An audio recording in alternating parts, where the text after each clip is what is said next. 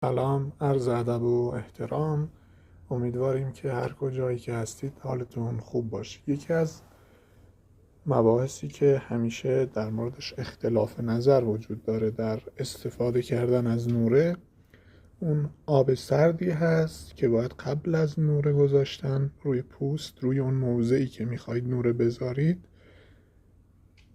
بریزید این آب سرد رو.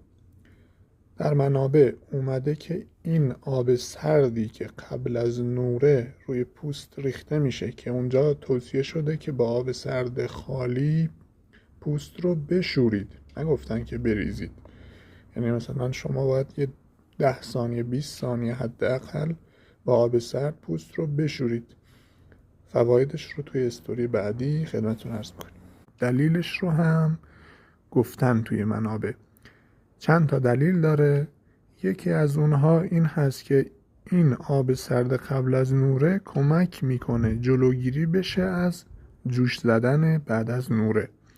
یکی دیگه از دلایلش جلوگیری میکنه از تیره شدن پوست که گاهی به خاطر نوره گذاشتن تا 2-3 روز پوست تیره میشه. جلوگیری میکنه از سوزش پوست. اینها فوایدی هست که برای آب سرد قبل از نوره گفته شده.